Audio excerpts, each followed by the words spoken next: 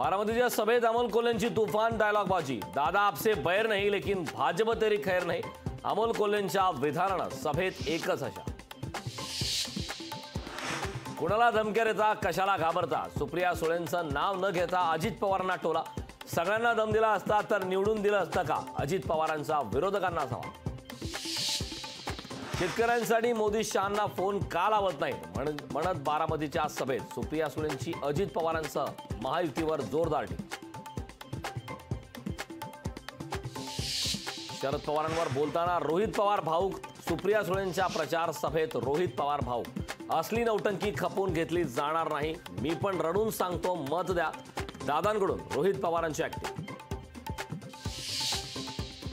जरा तरी लाज असेल तर जनतेच्या प्रश्नावर बोला, गाईवर बोलण्यापेक्षा महागाईवर बोला। उद्धव ठाकरेंचा मोदींवर हल्ला।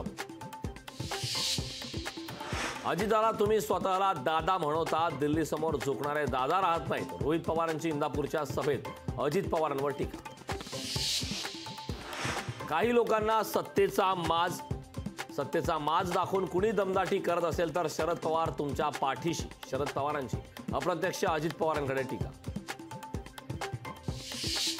हेमंत करकरेंना लागलेली गोळी आरएसएस पोलीस अधिकाऱ्याची। करकरेंची हत्या पोलीस अधिकाऱ्यानं केल्याचा वडट्टीवारांचा दावा, तर वडट्टीवार पाकिस्तानची भाषा बोलतायत। फडणवीसांचा पलटवार।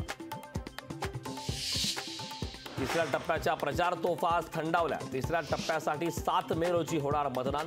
देशातील 12 राज्यात 94 जागांसाठी होणार मतदान।